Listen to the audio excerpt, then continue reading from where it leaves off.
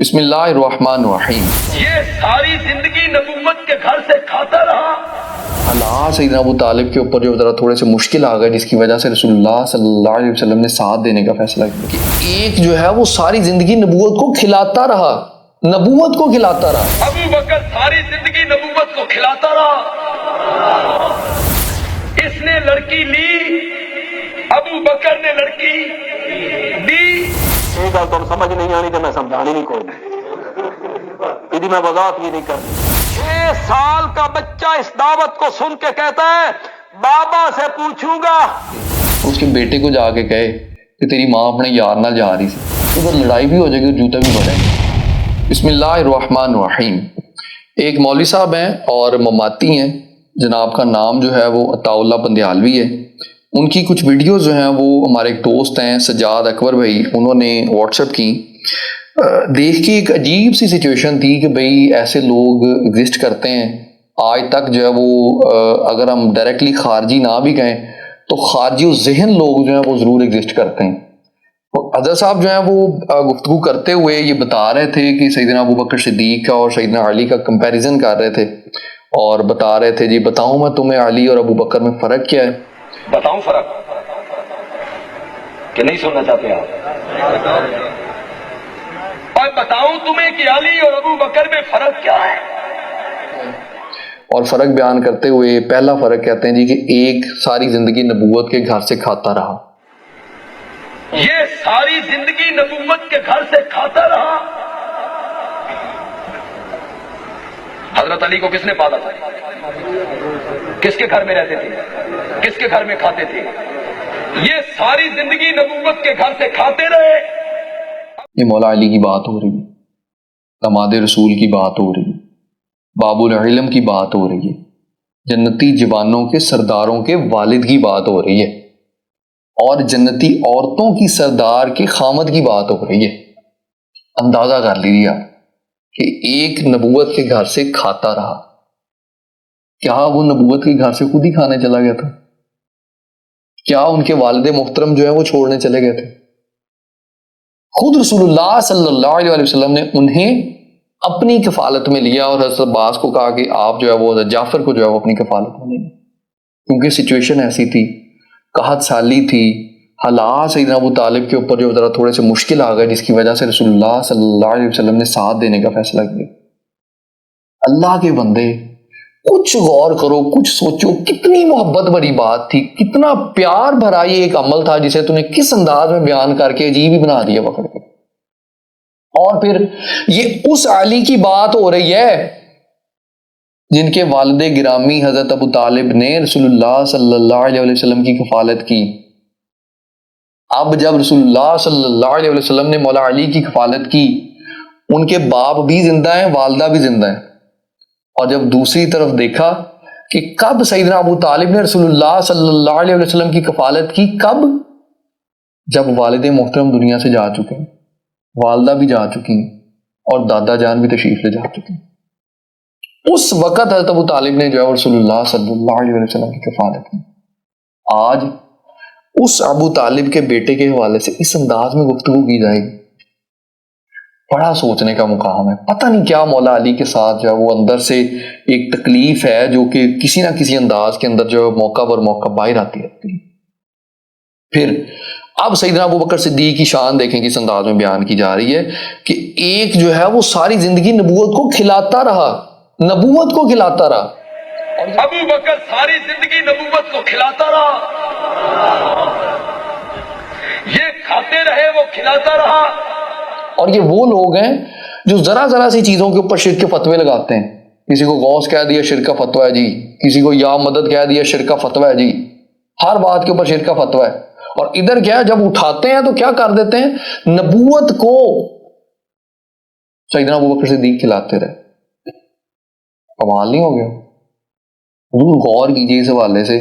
ہم اس حوالے سے کچھ نہیں کہیں گے، آپ کے جو ساتھی ہیں، آپ کے جو ارد گرد کے لوگ ہیں، آپ کے جو اشاعت التوحید والے ہیں، وہ ذرا توحید کے حوالے سے سوچیں کہ نبوت کو سیدنا ابو بکر صدیق کھلاتے رہے ساری زندگی۔ اور اس کے حوالے سے آپ کے جو ساتھی علماء اشاعت التوحید والے، ان سے گزارش ہے کہ فتویٰ وہی لگائیے گا جو آپ شیعہ کے اوپر لگائیں گے جب وہ کہتے ہیں حضرت ابو طالب کو کہ یہ کفیل نبوت ہیں، نبوت ان کے گھر میں پلی ہے، جو فتویٰ ادھر ہے وہی فتویٰ کوشش کیجیے گا کہ ادھر لگے۔ خیر، اس سے نیکسٹ اگر ہم جاتے ہیں تو کہتے ہیں جی کہ ایک نے لڑکی دی اور ایک نے لڑکی لی۔ انہوں نے لڑکی لی، اس نے لڑکی لی، ابو بکر نے لڑکی دی۔ بتاؤں تمہیں کہ علی اور ابو بکر میں فرق کیا ہے؟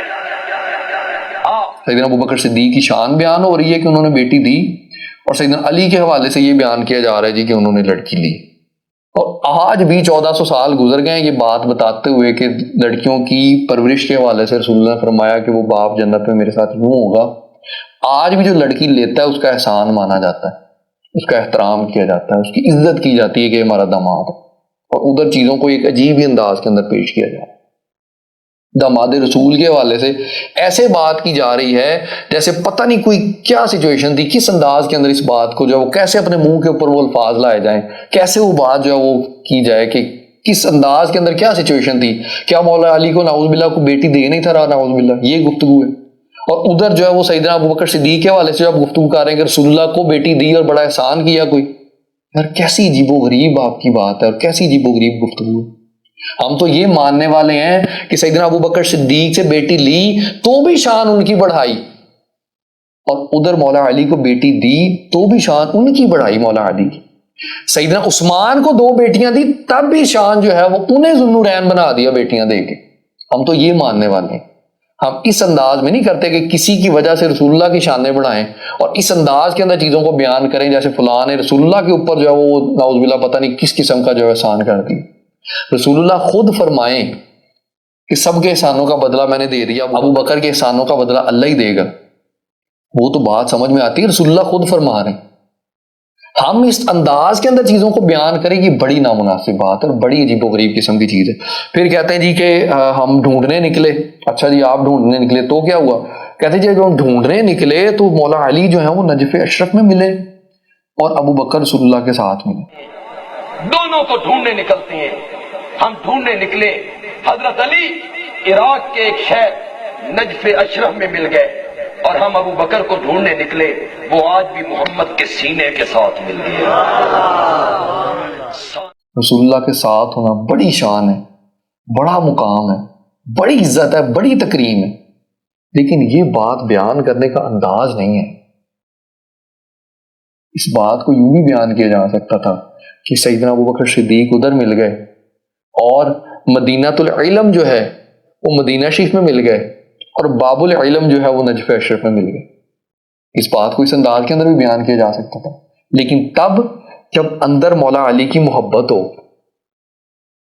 جب یہ کہا جائے کہ ہم جب رسول اللہ صلی اللہ علیہ وسلم کا وہ فرمان پیش کرتے ہیں سیدنا عثمان کی دفاع کے اندر کہ خلافت میرے بعد 30 سال ہے، خلافت راشدہ، اور اس کے اندر جو جو ڈیسیژن ہوئے وہ صحیح ہوئے، جب ادھر ہم یہ بات پیش کرتے ہیں اور ان کے اوپر جو لوگ بک بک کرتے ہیں اور بکواس کرتے ہیں کہ سیدنا عثمان رضی اللہ تعالیٰ عنہ نے کو اپنے رشتہ داروں کو نوازا اور اس طرح کی چیزیں کی، تو ادھر ہم یہ پیش کرتے ہیں کہ رسول اللہ کے فرمان کے مطابق خلافت راشدہ ہے، تو کیا مولا علی کی جو حکومت ہے وہ خلافت راشدہ نہیں ہے؟ وہ نجف اشرف سے ہو یا وہ مدینہ شریف سے ہے تو خلافت راشدہ۔ اس حوالے سے بھی بڑی جو ہے وہ غور کرنے کی چیز ہے اور بڑا سوچنے کا مقام ہے۔ پھر ایک اور ویڈیو کے اندر وہ اسلام کے پیش کرنے کے حوالے سے رسول اللہ کے فرامین پیش کر رہے ہیں کہ جس کے اوپر بھی میں نے اسلام پیش کیا، اس نے معجزہ مانگا، اس نے جو ہے مجھ سے کہا کہ معجزہ دکھا اور دلیل دے، اس طرح کی باتیں کی، لیکن مولا علی کے حوالے سے انہوں نے کہا کہ بابا سے پوچھ کے بتاؤں گا۔ یہ میرے نبی نے فرمایا میں نے جس کسی پہ اپنی دعوت کو پیش کیا وہ ہچکچایا، پیچھے ہٹا، مہلت مانگی، معجزہ دکھا، نشانی دکھا، مشورہ کروں گا، بابا سے پوچھوں گا۔ اور یہ بات انہوں نے کی، میں نے تو خیر نام لے دیا، انہوں نے کہا جی کہ یہ بات میں نے بتانی بھی نہیں ہے اور تم لوگوں کو سمجھ بھی نہیں آنی۔ ایک گل تم سمجھ نہیں آنی تو میں سمجھانی نہیں کوئی نہیں، میں وضاحت بھی نہیں کرنی۔ بابا سے پوچھوں گا. اور پھر عجیب و غریب قسم کی مسکراہٹ جو ان کے چہرے کے اوپر تھی، الامان والحفیظ، کیسی دلوں کو چیرنے والی وہ چیز تھی کہ سیدنا علی رضی اللہ تعالیٰ عنہ کا تذکرہ ہو رہا ہو اور اس قسم کی تنقیدی اور عجیب و غریب قسم کی مسکراہٹ آپ کے چہرے کے اوپر ہو گئی. یہ بات آپ کو سمجھ بھی نہیں آنی اور میں نے بتانی بھی نہیں ہے. یہ گل تم سمجھ نہیں آنی تو میں سمجھانی نہیں کوئی نہیں، میں وضاحت بھی نہیں کرنی. بابا سے پوچھوں گا.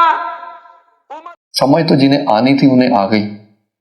آپ اندازہ کیجئے کہ مولا علی کے حوالے سے گفتگو ہو رہی ہے جو کہ رسول اللہ صلی اللہ علیہ وسلم کی تربیت میں رہے ہیں. آپ پہلے ہی تو بتا رہے ہیں کہ ان کے گھر رہتے رہے، ان کے گھر کھاتے رہے، ساری کی ساری چیز ادھر ہوتی رہی. عمر کتنی ہے؟ 6 سال. رہتے کس کے گھر میں ہیں؟ میرے نبی کے گھر. کھاتے پیتے کہاں ہیں؟ میرے نبی کے گھر. 6 سال کا بچہ اس دعوت کو سن کے کہتا ہے بابا سے پوچھوں گا پھر پڑھوں گا. تو تربیت بھی رسول اللہ صلی اللہ علیہ وسلم نے کی، تو پھر دین فطرت ان کے اوپر پیش کیا گیا، جبکہ خود رسول اللہ صلی اللہ علیہ وسلم کا فرمان ہے کل مولود یولد علی الفطرہ، کہ ہر پیدا ہونے والا فطرت پہ پیدا ہوتا ہے. تو وہ تو فطرت پہ پیدا ہونے والے مولا علی 3 سال بعد رسول اللہ صلی اللہ علیہ وسلم کی کفالت میں آ گئے. اب اگر وہ دین فطرت کو قبول کرنے کے اندر رک رہے ہیں تو یہ آپ اٹیک کس کے اوپر کر رہے ہیں؟ جب آپ صحابہ کے حوالے سے جو لوگ بک بک کرتے ہیں کہ رسول اللہ کے انتقال کے بعد سارے جو ہیں وہ نعوذ باللہ مرتد ہو گئے، چند رہ گئے، تب آپ کہتے ہیں کہ رسول اللہ صلی اللہ علیہ وسلم کی تربیت کیا ایسی تھی؟